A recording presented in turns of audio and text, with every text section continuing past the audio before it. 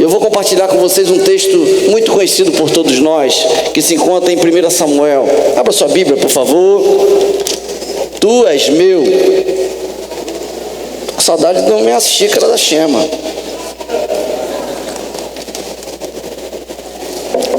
1 Samuel capítulo 3. Quem é bonito, diga amém.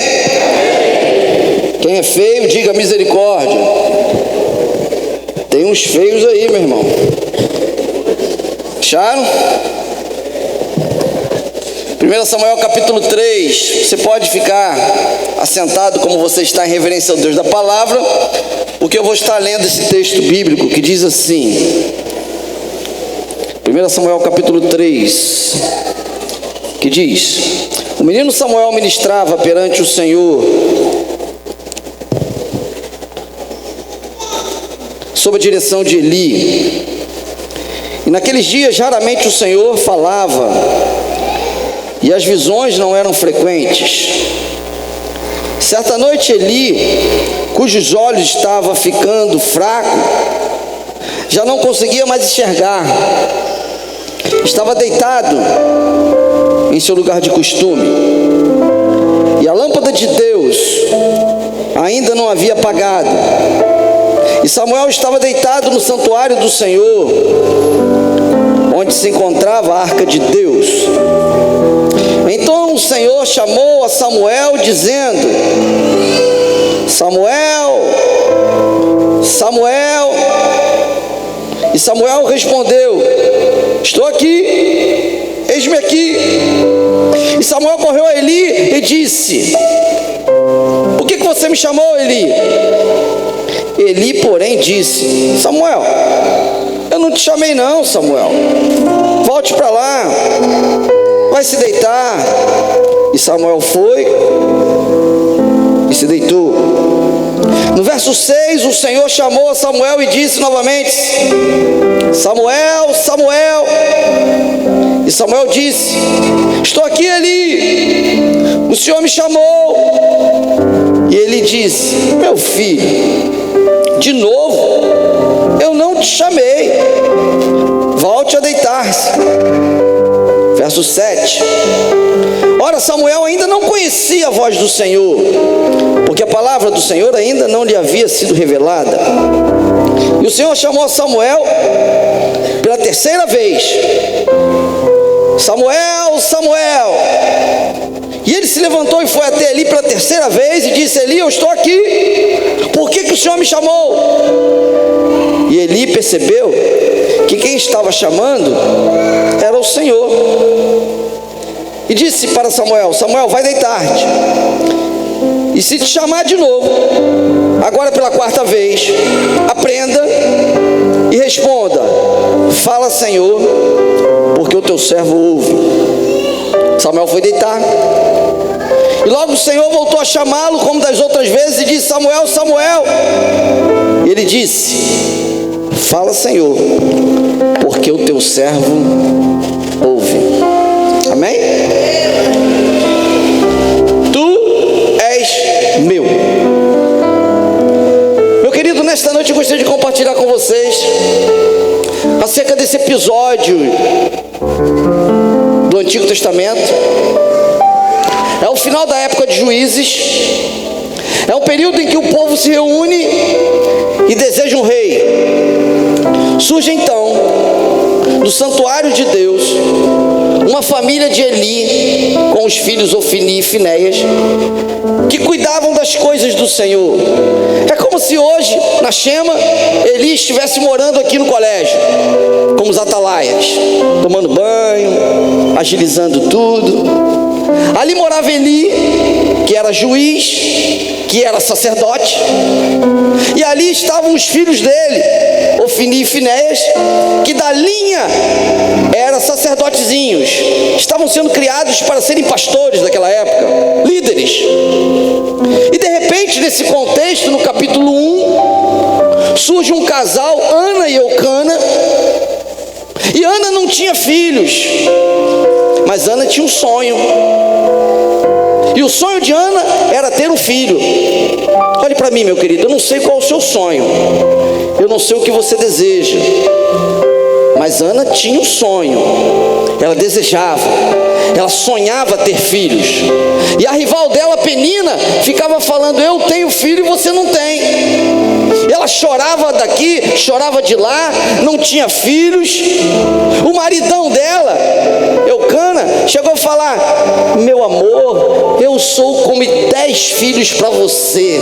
Eu acho que cada vez que ele falava isso piorava, porque nenhum marido substitui a presença do filho. Marido é marido, filho é filho. E ali estava Ana, triste. E segundo o texto bíblico, a história, os judeus, eles se locomoviam em grandes festas judaicas de alegria, de regozijo. E numa dessas festas a Ana foi lá com o sonho de ter filhos.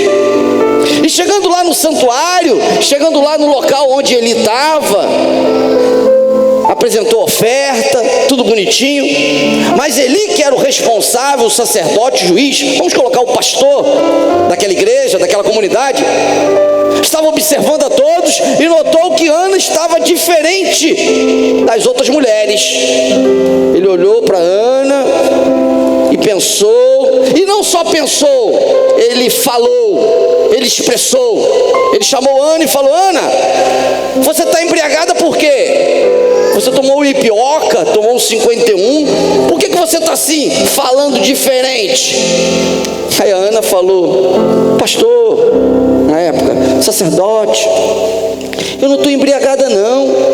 É interessante que o contexto, se você for ver lá, quem se embriagava eram as mulheres da vida. E ela chegou a dizer para o pastor: ó, pastor, sacerdote, eu não sou mulher da vida não, eu sou uma mulher direita, eu sou uma serva de Deus. Eu apenas estou assim porque eu estou quebrantada, eu estou sem comer, eu estou querendo que os meus sonhos sejam realizados. Aí Eli viu que a mancada tinha sido dada. Tá bom, então tá, que o seu sonho seja realizado, amém? E ela saiu dali, voltou para casa, porque o sonho dela era ter o quê? Era ter um filho. Eu sempre digo para você que quando você tem um sonho, meu querido, você tem que correr atrás. Se você quer ter um carro, compra primeiro um chaveiro, não é? Se você quer ter uma casa, meu irmão, pelo menos compra um jarro da casa, alguma coisa para as casas, meu irmão. Vá se preparando, porque a bênção um dia vai chegar. Ela queria ter um filho, logo eu não vou falar o que ela fez, né? Ela deve ter chegado em casa. O texto diz que ela chegou em casa, ela de manhã já ficou alegre, deve ter olhado para o marido dela, o marido dela olhou para ela. Eu não vou falar o resto. E de repente ela engravidou. É bênção ou não é bênção? Mas antes dela engravidar, quando o profeta falou com ela, ela falou assim: ó, eu farei um pacto com o Senhor, eu farei uma aliança com o Senhor. Se o Senhor me der esse filho será do Senhor, amém? E quando ela engravidou, quando nasceu o menino, ela tinha que cumprir a palavra dela. E quando eles foram novamente para aquela festa, Eli falou: vamos para a festa. Ela falou: eu não vou agora não, mas quando eu for, o nosso filho desmamado, nós iremos e nós vamos entregá-lo, vamos oferecer, ele vai morar na igreja, porque esse presente que Deus me deu é do Senhor, amém? E quando ela foi no outro ano na festa, o menino estava desmamado. Tem gente que desmama aqui com 12 anos, né? Mas o menino desmamado, eu acredito que seja 5, 6 anos, né? Depende. Tem mulher que dá peito pro filho, o filho cresce. Outros já nem dão mais peito pro filho, né? Hoje é leite ninho. Mas quando desmamou, ela entregou, ela ofereceu, ela depositou o menino. E eu gostaria de concluir essa história que foi lida e aplicá-la, é que quando estava Samuel ali, já morando no templo, morando na igreja, o Senhor chama a Samuel e diz: Samuel, E ele, obediente, correu para Eli. E Eli falou: não te chamei. E novamente, pela segunda vez, Deus chama Samuel. E Samuel corre para Eli, da segunda, da terceira vez. Até que na terceira vez, Eli falou: quem está te chamando é o Senhor. E na terceira vez, a quarta vez aconteceu. E Samuel disse: fala, Senhor, porque o teu servo ouve. Nesse contexto de Samuel, de Eli, eu gostaria de transmitir uma mensagem nesta noite para você. Olhe para mim, meu querido. A primeira lição que a gente pode tirar desse contexto é o sonho de Ana. Ana tinha um sonho. Qual é o teu sonho? Qual o seu objetivo? Você entrou aqui, se você não tem um sonho, eu vou te prender aqui, porque você não pode sair daqui sem ter um sonho na vida, sem ter um objetivo na vida. Ana tinha um objetivo na vida. Ana sonhava com um filho. Ela se considerava menosprezada por não ter filhos. Meu querido, nesta noite eu gostaria de dizer para você que você precisa ter um sonho de Deus. Você precisa ter um objetivo, uma meta, um alvo. E quando nós colocamos esse alvo diante do Senhor, o Senhor nos abençoa, porque a peça disse: Deus, tu és meu. Você é do Senhor. Tem um objetivo, tem um alvo. E é interessante que quando a gente tem um objetivo, tem um alvo, você que entrou com esse objetivo, às vezes você entrou aqui desanimado, mas eu gostaria de dizer que nem sempre as pessoas vão colaborar com o seu objetivo.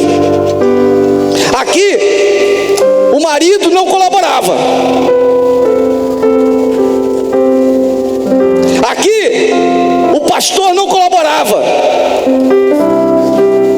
Aqui, as pessoas não colaboravam. Mas ela fez um alvo diante do Senhor. Meu querido, olhe para mim. Faça um alvo diante do Senhor. Coloque um propósito diante do Senhor. Aquilo que você quer, o seu objetivo, o seu sonho, é para quê? A palavra de Deus diz que tudo que nós pedimos ao Senhor, crendo, nós vamos receber. Tudo, tudo. Nós só não recebemos, outro texto bíblico diz, quando nós pedimos mal, para gastarmos em nossos deleites. Por isso, meu querido, ainda que surjam barreiras, ainda que pessoas estejam na sua frente querendo te atrapalhar, faça um objetivo diante do Senhor. Faça um alvo diante do Senhor. Faça uma aliança com o Senhor. Amém? Essa é a primeira lição que eu gostaria de dizer para você. Certamente você tem grandes sonhos, mas foque diante do Senhor. Em segundo lugar, eu gostaria de ver nesse texto aqui, além de Maria, ou melhor, além de Ana, nós vamos ver de fato e de direito a chamada de Samuel. Samuel foi o filho de Ana. Ana era focada. Ana tinha objetivos. E o texto bíblico escreve que quando ela depositou o filho dela para o Senhor, o profeta Eli, aquele que havia os pré-julgado, agora disse para ela: verdadeiramente tu és mulher de Deus, e você terá mais 5 filhos. Aquele filho que ela tinha entregado para o Senhor, ela ficou sem, mas ela ganhou outros 5 filhos. Mas eu gostaria de me ater nesse filho dela chamado Samuel, desse menino que teve um chamado de Deus, desse menino que ouviu a voz de Deus. É interessante destacar que ele estava no templo, ele trabalhava, ele ajudava, mas o texto bíblico escreve que ele ainda não tinha intimidade com o Senhor. O capítulo 3 e 4 diz no início que ele ministrava, ele ajudava, ele estava ali na igreja. Quem sabe se ele estivesse hoje aqui, ele seria um instrumentista, um vocalista, uma pessoa que ajudava, uma pessoa que auxiliava o pastor o tempo todo. Mas ele ainda não teve uma experiência com o Senhor nesse momento. Deus não tinha falado com ele. Mas nesse instante do capítulo 3, Deus declara: Samuel, Samuel. Hoje eu fiz um teste lá em casa. Eu cheguei: Milena, Milena. A Milena: oi, pai. Fala. Milena, Milena. O texto bíblico diz que quando ele escuta a voz pensando que era Eli, o que ele fez? Ele foi lá. Ele foi lá. Ele saiu da zona de conforto e foi lá. Até então ele não conhecia Deus, mas a partir desse momento ele escuta a voz de Deus e diz assim: fala, Senhor, porque o teu servo ouve. Meu querido, a segunda grande lição desse contexto, porque a primeira é acerca do sonho de Ana, a segunda é acerca de Samuel. Experiência com Deus. Você já teve uma experiência com Deus? Já ouviu a voz de Deus? Deus já falou contigo? Você já teve a oportunidade de sentir o agir de Deus? Se você não teve, esta é a oportunidade, porque o Senhor nesta noite disse assim para você: tu és meu. Experiência com Deus é individual. Filho de peixe, peixe é. Filho de crente, não. Eu já disse aqui que o Bruno, numa das quintas-feiras ali, eu pedi antes dele viajar: Bruno, fala alguma coisa. E uma das palavras que mais me marcou naquele dia foi: meus irmãos, antes eu vivia da experiência do meu pai, mas agora Deus falou comigo. Experiência pessoal. Você não pode viver da experiência do outro. Certa ocasião aqui na nossa igreja, lá no outro templo, não sei se vocês lembram, foi uma pessoa que foi falar um testemunho maravilhoso e eu estava do lado dele. Não sei se você estava lá. Eu falo milagre, mas não mostro santo. Ele começou a falar: olha, eu fui preso, aconteceu isso comigo, olha isso. Aí depois eu falei: rapaz, que testemunho maravilhoso. Aí ele começou a contar e eu dei glória, dei glória. No final ele falou assim: mas esse testemunho não é meu não. Não, eu estou falando o testemunho de uma outra pessoa de São Paulo. Ô, meu irmão, então começa a falar que o testemunho é do outro. Você tem que viver um testemunho pessoal, algo, experiência própria. É a mesma coisa de pegar um texto, um plágio, e depois dizer que é bonito que você escreveu, que você não escreveu nada. Experiência pessoal. Você precisa ter uma experiência pessoal com o Senhor. A igreja Chama está aqui dizendo para você, através de Deus, que tu és meu, diz o Senhor. Experiência íntima. Em terceiro lugar, eu gostaria de compartilhar com vocês acerca de Eli, o pastor da época. Assim, primeiro é Ana, que tinha um sonho e depositou o sonho no Senhor e foi realizado. Sim, em segundo lugar foi Samuel, que teve uma experiência com Deus e Deus falou com ele. Em terceiro lugar é a questão de Eli, que tinha um ministério, que tinha um chamado, que estava na obra do Senhor, mas faltou-lhe visão muitas das vezes. Você que tem um sonho, você que teve uma experiência com o Senhor, saiba que muitas das vezes, ou sendo líder ou não, muitas das vezes o líder fica desfocado, não sabe como agir. Ele olhou para Ana e falou: você está embriagada. E na verdade não estava nada. Ela estava cheia do Espírito. Ele que não estava preparado, ele que pré-julgou a mulher. E é interessante que ele não só pisou na bola aqui. O texto bíblico descreve que ele tinha 2 filhos, que eram os sucessores, Ofni e Finéias. E os camaradas eram da pesada, moravam na igreja, mas faziam de tudo que era errado. E o texto bíblico descreve que Eli passava a mão na cabeça deles. Eli não estava corrigindo os filhos. Meu querido, eu não sei que tipo de liderança você exerce, seja em casa ou na igreja, mas muitas das vezes, mesmo os líderes que somos, a gente deixa a desejar. Essa é a terceira grande lição, porque muitas das vezes a gente julga os outros, e muitas das vezes nós deixamos a desejar. Eli foi um líder que, na verdade, deixou a desejar. A terceira grande lição que eu gostaria de dizer neste texto, meu querido, é que Eli, embora juiz e sacerdote, acerca do desenvolvimento do dom dele, ele estava deixando a desejar. Olhe para mim, você tem um sonho, amém? Você precisa ter uma experiência com Deus. Se não teve, precisa ter. Se você já teve uma experiência com Deus, certamente você está desenvolvendo um ministério. Que tipo de ministério você está desenvolvendo? É a lição de Eli. É um ministério positivo, mediano ou fraco? A quarta e última lição, eu vou voltar para os personagens filhos, Ofni e Finéias. Se a primeira foi o sonho de Ana, que foi realizado no Senhor, se a segunda foi a experiência de Samuel em ouvir a voz de Deus, se a terceira foi de Eli, que no ministério deixou a desejar, a quarta é catastrófica. Figura de Ofni e Finéias.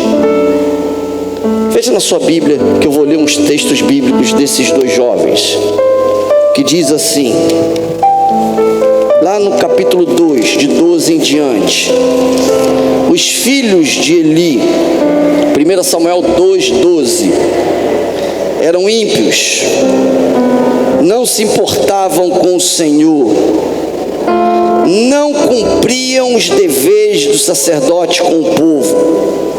Sempre que alguém oferecia um sacrifício, o auxiliar do sacerdote vinha com um garfo de 3 dentes, e enquanto a carne estava cozinhando, esses meninos enfiavam o garfo na panela, atravessavam o caldeirão. O sacerdote pegava para si tudo que vinha do garfo. Assim faziam todos. Mas antes mesmo que queimavam a gordura, vinha o auxiliar do sacerdote e dizia: me dá um pedaço, esse pedaço é meu. E se o homem chegasse para Ofni e Finéias e falasse assim: não, isso é do Senhor, essa gordura não pode, ele pegava força e dizia: se você não me der, eu vou tomar. Esse mesmo texto de 1 Samuel 2, versículo 17, diz que os pecados desses jovens eram grandes, enormes à vista do Senhor, pois eles estavam tratando com desprezo as coisas de Deus. No verso 18 diz que em meio a isso tudo, Samuel crescia, ministrava, recebia túnicas.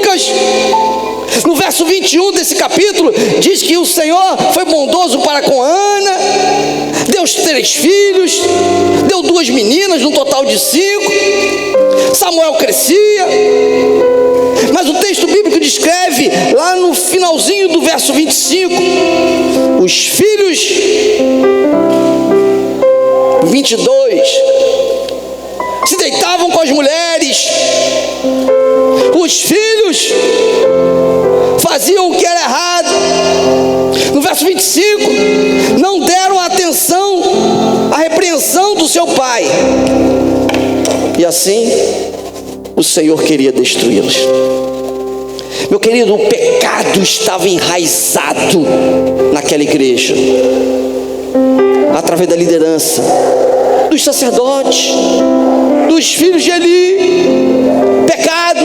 A quarta grande lição para finalizar é acerca do pecado. Pecado é tudo aquilo que nos afasta de Deus. O original do pecado quer dizer errar o alvo. Vários textos bíblicos falam sobre pecado. Apocalipse fala aos adúlteros, aos efeminados, toda essa costa será lançado no lago que arde de fogo e enxofre. Em Gálatas fala sobre as obras da carne: prostituição, impureza, lascívia, idolatria, emulações, iras, dissensões, heresias. Isso é pecado. Todo mundo sabe o que é pecado. Mas os filhos de Eli estavam brincando com as coisas de Deus. Estavam pecando, não só pecando, mas pecando com as coisas de Deus. A quarta aplicação desta noite é acerca disso. Nós não podemos brincar com o Senhor. Com Deus não se brinca. Tudo que o homem plantar, ele vai colher. As quatro aplicações desse texto bíblico podem ser colocadas com 4 tipos de personagens: Ana, Samuel, Eli e os filhos, Ofni e Finéias. Ana, sonho; Samuel, experiência; Eli, ministério; e os filhos, pecado. Eu gostaria de aplicar essa pequena mensagem para a sua vida, para o seu coração. Em primeiro lugar, qual o teu sonho? O que você deseja? Qual a sua prioridade? Você tem colocado isso diante do Senhor? Se não tem colocado, faça uma aliança com o Senhor hoje. Celebre uma aliança com o Senhor. Que você deseja um trabalho? Coloque isso diante do Senhor. Senhor, eu quero um trabalho, mas esse trabalho que eu quero receber não vai atrapalhar a minha vida com o Senhor. Você quer uma casa? Coloque isso diante do Senhor. Senhor, eu quero uma casa, mas essa casa é para minha família. Você quer um carro? Senhor, eu quero um carro para a glória do teu nome. Senhor, eu quero saúde, eu quero melhorar para a glória do Senhor. Você está solteiro, solteira e quer se casar? Coloque um propósito diante do Senhor. Porque você pensa que você é infeliz sozinho? É melhor ser infeliz sozinho do que infeliz casado. Porque para que você seja feliz no casamento, você tem que ser feliz como solteiro. Sabia? Porque casamento não dá felicidade. Faça um propósito diante do Senhor. Celebre uma aliança com o Senhor. Coloque isso diante do Senhor em nome de Jesus, amém? Em segundo lugar, tenha uma experiência com Deus. Busca o Senhor. A palavra de Deus é assim: buscar-me-eis e me achareis quando me buscar de todo o vosso coração. Olhe para mim, desliga a tua televisão, desliga o seu WhatsApp durante a semana, desliga a sua internet e leia a palavra de Deus. Busca o Senhor, ore, tenha uma experiência genuína com o Senhor. Como você pode falar com alguém com o celular desligado? Como você quer falar com Deus se você não se liga com Deus? Está fora de área. Tenha uma experiência com Deus genuína. Passe a buscar o Senhor. Samuel estava lá ajudando, auxiliando. Esse é o primeiro passo. Auxilie, esteja junto, esteja aqui. Não tem uma experiência e ajude, não. Ajude e tenha uma experiência. Veja com Samuel. Eu primeiro tenho que ter uma experiência com Deus para poder ajudar. Não, meu irmão, é o contrário. Você tem que ajudar, você tem que varrer, vai fazer e Deus vai falar contigo, amém? Quando você menos esperar, Deus vai falar: filho, filha, tu és meu. Em terceiro lugar, você que está aqui, que tem um ministério. Ter um ministério, estar à frente, não quer dizer que somos super-homens ou mulheres maravilha, não. Todo líder tem falha. meu querido, você que está no ministério, ou não, está auxiliando, ou não, entenda isso. Que volta e meia, você pode até se decepcionar com as pessoas, mas você não pode perder a sua fé no Senhor por conta disso. Se Ana estivesse decepcionada com o Evangelho, ela tinha abandonado tudo, mas ela fez uma aliança com o Senhor. Ela não fez uma aliança com Eli, ela fez uma aliança com o Senhor. E quando o filho nasceu, o maridão dela falou: vamos levar o menino que você falou que ia levar. Ela: calma aí, a minha aliança com o Senhor foi depois de desmamar. Aí sabe o que ele falou? Você que sabe. Aí depois, quando o filho estava desmamado, ela falou: agora está na hora, agora eu vou levar. E chegou lá e entregou: aqui está o filho do Senhor, é meu, mas ele é do Senhor. Meu querido, se espelhe no Senhor Jesus. O que tem de crente fora de igreja por conta de liderança, o que tem de crente fora da igreja porque por conta de maus testemunhos, o nosso alvo é o Senhor Jesus. Em quarto e último lugar, para finalizar, cuidado com o pecado. Cuidado. Às vezes ele está batendo a porta. O próprio Jesus olhou para Pedro e falou: Pedrão, ó, vigia, esteja atento. Satanás está doido para te dar uma rasteira, ele quer te ceifar, ele vai te pegar. Aí Pedro falou: não, estou bem, 12/8, tranquilo, não vou cair não. Tomou uma rasteira, porque o pecado ciranda a porta de todos nós. Tem crente brincando com o pecado. Contra a carne, meu querido, não se brinca.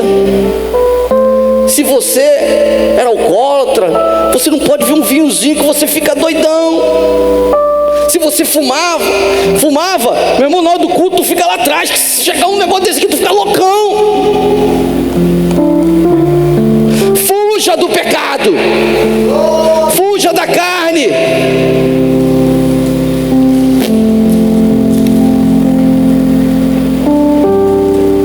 Cristão autêntico peca, mas não vive em pecado. Cristão autêntico pode até achar uma carteira cheia de dinheiro e pensar em ficar porque ele está sem dinheiro. Pode até pensar, mas ele vai devolver. O pecado bate a porta, mas não pode entrar. O que acontece é que tem crentes hoje, assim como Ofni e Finéias, brincando com as coisas de Deus. E a minha mãe sempre dizia: aquele que brinca com fogo, faz xixi na cama. Na nossa época, se queima. Não brinque com o inimigo. Ele é o leão que está pronto para nos devorar. Feche seus olhos, em nome de Jesus. Eu gostaria de lançar um desafio para você que está aqui e você que está na internet. Deus tem uma obra para você, meu querido. A palavra de hoje é: tu és meu. O Senhor te escolheu. O Senhor tem um propósito na sua vida. E eu gostaria de lançar um desafio para você que está aqui e você que está na internet. Entregue teu caminho ao Senhor. Confia no Senhor. E o mais Ele fará. Tem um sonho. Faça uma aliança com o Senhor. Tenha uma experiência com Deus. Faça com que o seu ministério seja um ministério de superação. E em nome de Jesus, meu querido, não brinque com o pecado. Se afaste do pecado. Confesse seu pecado. Entregue teu caminho ao Senhor. E o mais Ele fará.